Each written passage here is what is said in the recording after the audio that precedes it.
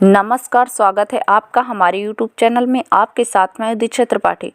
दोस्तों, आज के इस ब्लॉग में मैं डिस्कस करूंगी गरीबी का डर क्या होता है और उसको कैसे दूर किया जाए। जी हाँ दोस्तों, मैं अपने गुरु जी के माध्यम से बताऊंगी कि डर क्या होता है और कैसे पता लगाएं कि हमारे अंदर डर है या नहीं है। दोस्तों, डर हमारे अंदर है, इसका हमें एहसास भी नहीं रहता है।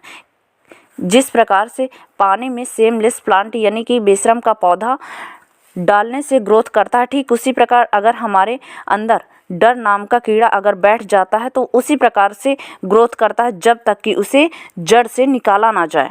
दोस्तों, हमारे जीवन में गरीबी का डर निकालना बहुत ही आवश्यक है अगर हमें एक सक्सेसफुल इंसान बनना है। दोस्तों, आगे बढ़ने से पहले अगर आपने हमारे चैनल को सब्सक्राइब नहीं किया तो हमारे चैनल को सब्सक्राइब करें और वीडियो पसंद आए तो लाइक और शेयर ज़रूर करें।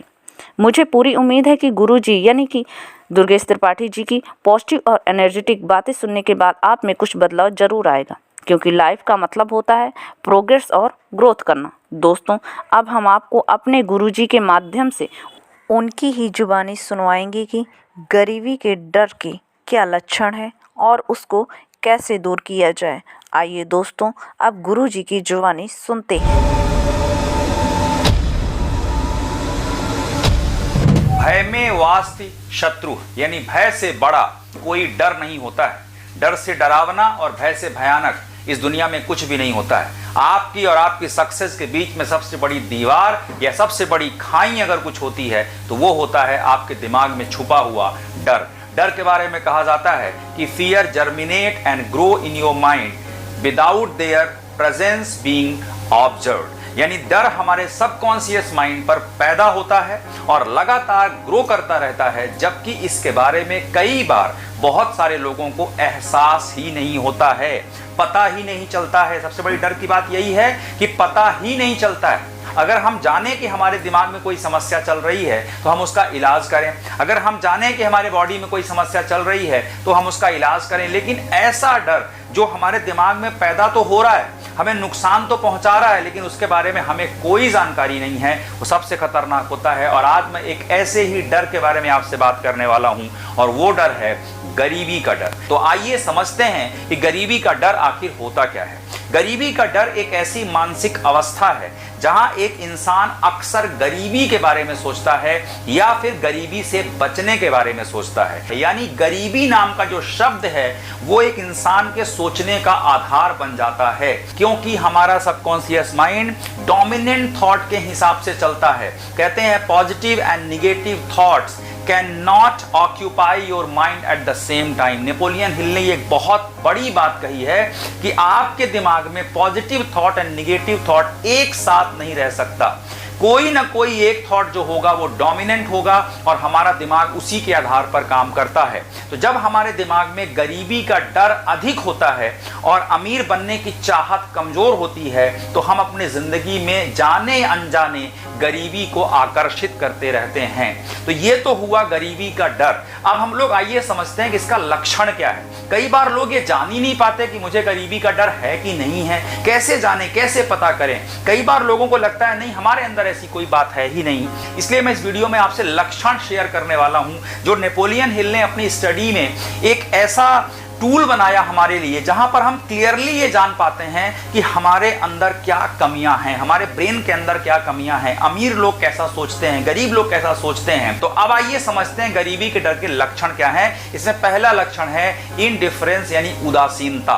एक इंसान पूरी तरह से अपनी जिंदगी से उदासीन हो चुका होता है, सारी उम्मीदों को खो चुका होता है, कोई नया प्रयास करने की हिम्मत उसके अंदर नहीं बचती है। उसका जीवन ऐसा हो जाता है कि बस चावल दाल खाओ, प्रभु के गुण गाओ, सो, आराम करो, यानी जो बेसिक नीड्स हैं बस वो बेसिक नीड्स के बारे में सोचता रहता है।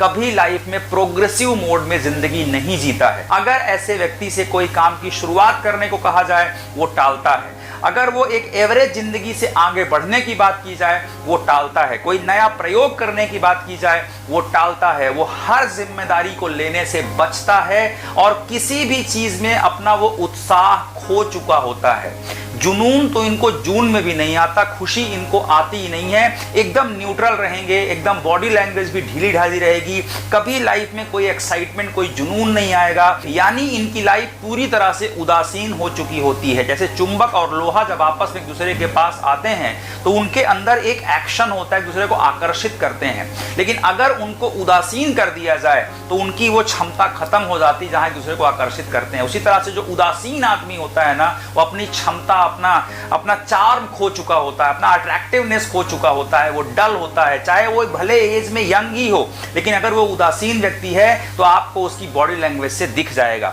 कई बार आपने सोचा होगा कि यार सामने वाला इतना डल रहता है, इतना उदासीन रहता है, आखिर इसके पीछे रीजन क्या है? इसके पीछे रीजन है उसके सबकॉन्शियस माइंड में छुपा हुआ गरीबी का डर, जिसके बारे में उसे जानकारी ही नहीं होती है। सबसे बड़ी विडंबना यही है इस डर की कि इसके बारे में उस व्यक्ति को जानकारी ही नहीं होती है। तो आपका फर्ज बनता है कि आप इस वीडियो को ऐसे लोगों को जरूर शेयर करें।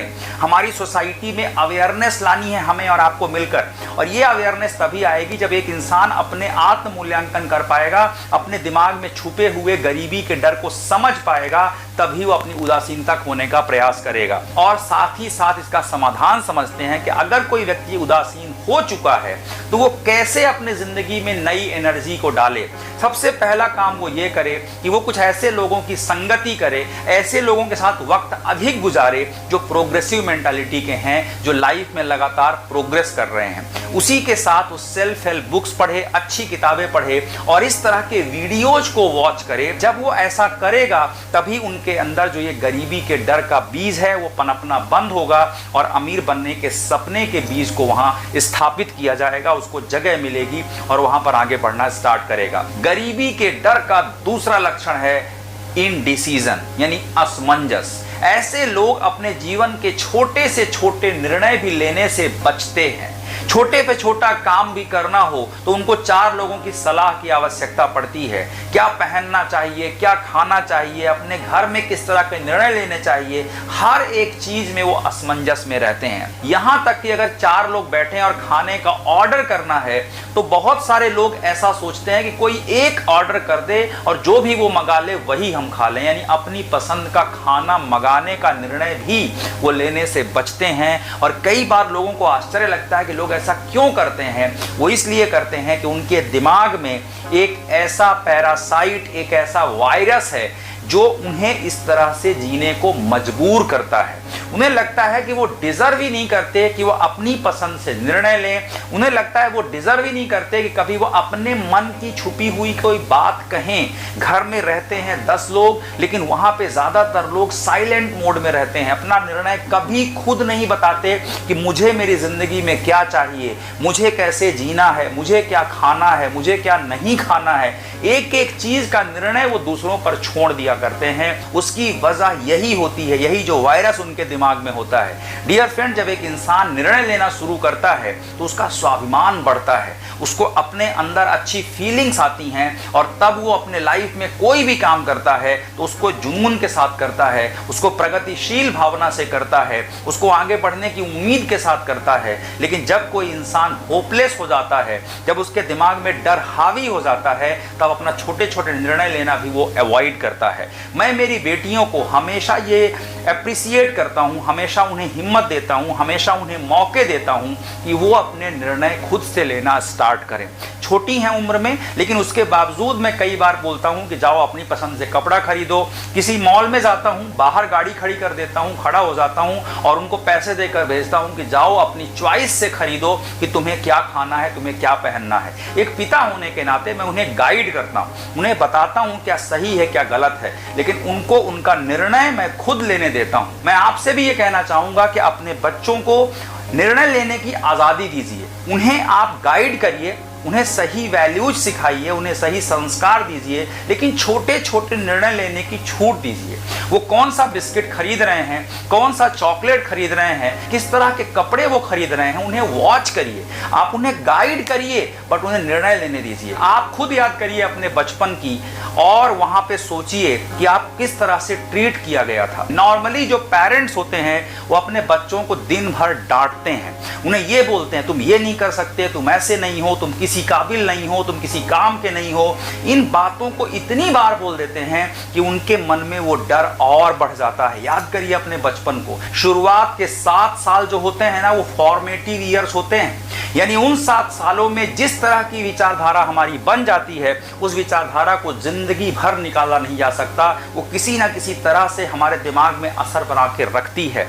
कई लोगों के डर की वजह उनका बचपन होता है। उनको बचपन में ये छूट नहीं मिली होती है कि वो अपने मन से कोई निर्णय ले सकें, इसलिए वो बड़े होने के बाद भी उसी मानसिकता के साथ जीते हैं। हालांकि उम्र के साथ जब आप बड़े होते हैं तो वहां पर अपने निर्णय लेना आप स्टार्ट कर देते हैं। अगर आप अच्छी बुक्स पढ़ते हैं, सक्सेसफुल कोचेस को सुनते हैं, अच्छे वीडियोस देखते हैं, तो उससे ये सुधार किया जा सकता है।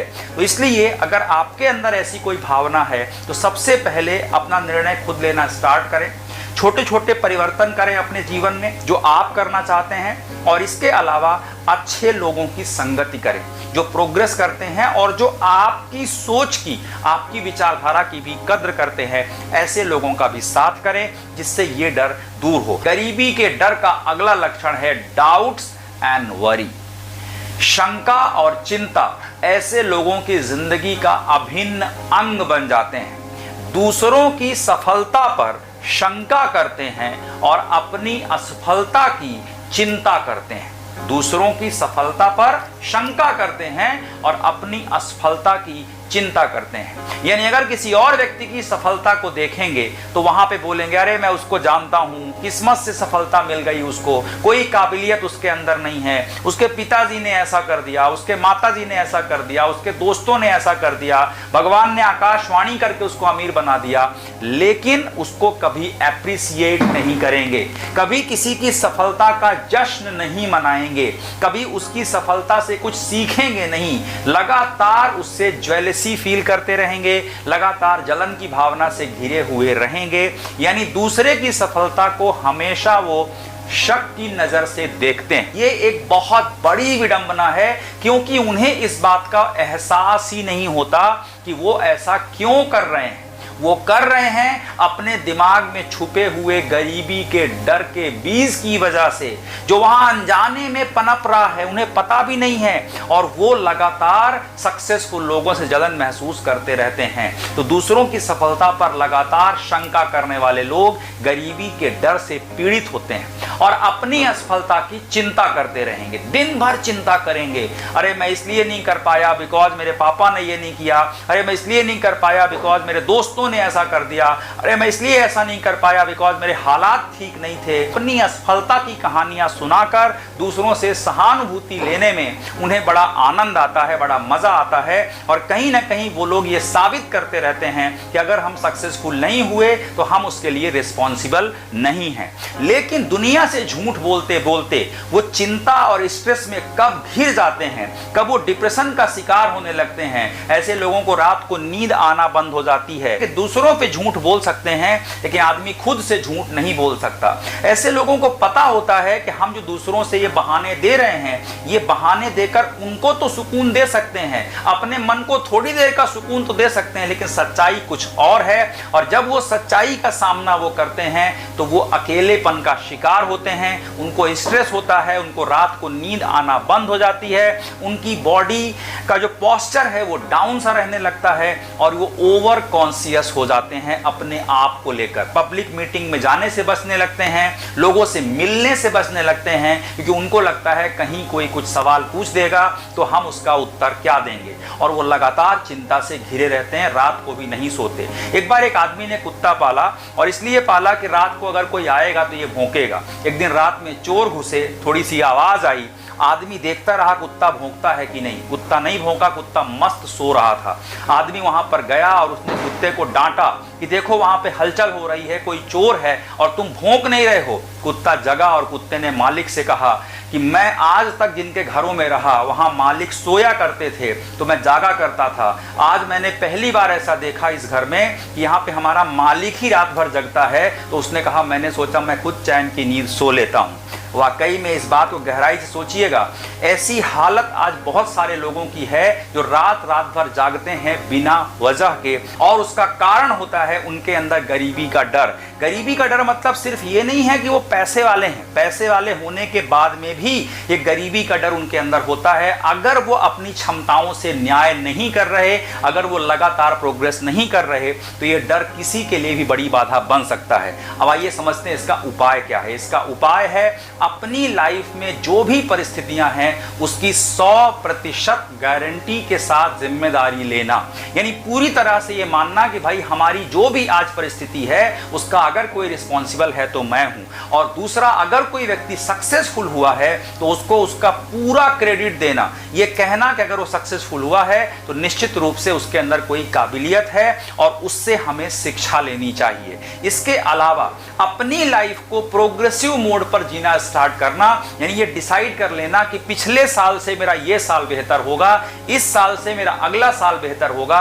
जिंदगी का मतलब है, लाइफ का मतलब है प्रोग्रेस करना। एक बार मैं अपनी बेटी को पढ़ा रहा था तो वहां पे लिविंग एंड नॉन लिविंग के बीच में अंतर आया, जिसको मैंने पढ़ा और अपनी बेटी को पढ़ाया, और सबसे बड़ी बात उसमें मुझे जो मिली वो ये मिली कि living things grow, non living things don't grow and living things grow. यानी जो सजीव चीजें होती हैं वो लगातार ग्रो करती हैं। इंसान अगर सजीव है तो तभी वो सजीव माना जाएगा जब वो लगातार प्रोग्रेस करे, जब लगातार नई नई बातें सीखता रहे, जब लगातार नए नए लक्ष्य हासिल करता रहे, जब लगातार वो प्रगतिशील जीवन जीता रहे।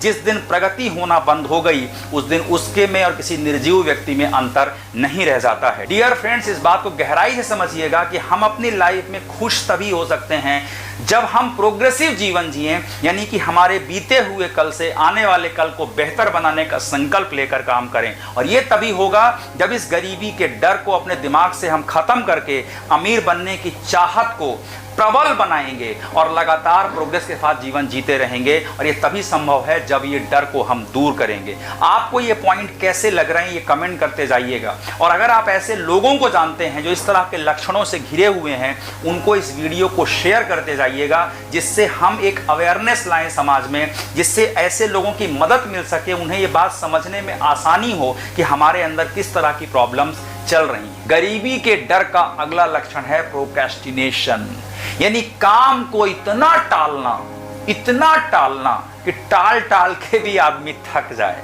आपने कई लोगों को देखा होगा एक छोटे से काम को भी ना वो तब तक टालते हैं जब तक वो काम करना एकदम उनकी जान पे ना आ जाए कि अब इस काम को किए बिना काम चलने वाला नहीं है। और जनरल काम तो फिर भी कर लेंगे, लेकिन अगर सक्सेस के लिए कोई काम करना है, अगर कोई अचीवमेंट के लिए कोई काम करना है तो उसको तो जरूर टालेंगे। और जैसे ही आप सक्सेस की बात करोगे तो आपको 1000 कहानियां बताएंगे, वो फेल हो गया, वो फेल हो गया, वो फेल हो गया, वो फेल हो गया, ऐसा नहीं कर पाया, वैसा नहीं कर पाया।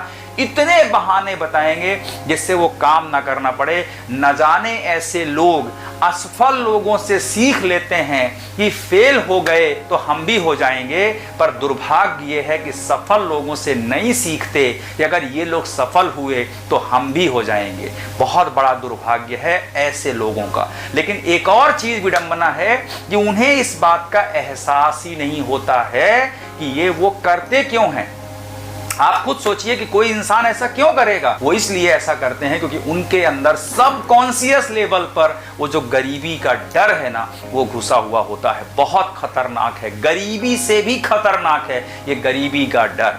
तो दोस्तों, इन लोगों को हमें अवेयर करना पड़ेगा, समझाना पड़ेगा, और वो समझाने के लिए आप इस मैसेज को उन लोगों तक जरूर पहुंचाइएगा। और अगर कभी आपके अंदर ये डर रहा है प्रोक्रेस्टिनेशन का, तो इसके लिए मैं बोलूंगा कि आप किसी एकेडमी का हिस्सा बन जाइए, किसी कोच को हायर करिए जिनसे आप इन बातों की काउंसलिंग कीजिए, अपने मन की बात आप बताइए और छोटे छोटे कामों पर एक्शन लेने की स्पीड बढ़ाइए। फिजिकली एक्टिव हो जाइए, मेंटली एक्टिव हो जाइए, रोज सुबह उठकर कोई अच्छी किताब पढ़िए और बहुत बड़ा एक्शन लीजिए, बहुत बड़ा एक्शन लीजिए। एक्शन लेने के ऊपर ऑलरेडी मैंने एक वीडियो बनाया हुआ था, आलस के ऊपर एक ऑलरेडी वीडियो बनाया हुआ है। इन वीडियोस का लिंक मेरी टीम डिस्क्रिप्शन सेक्शन में डाल देगी, आप उनको जरूर वॉच करिएगा। मेरा पॉइंट सिर्फ इतना है कि हमारे समाज को अगर प्रोग्रेसिव बनाना है, हमारे परिवार को अगर ग्रोथ मोड में ले जाना है, तो पहला बदलाव हमें खुद के अंदर करना होगा।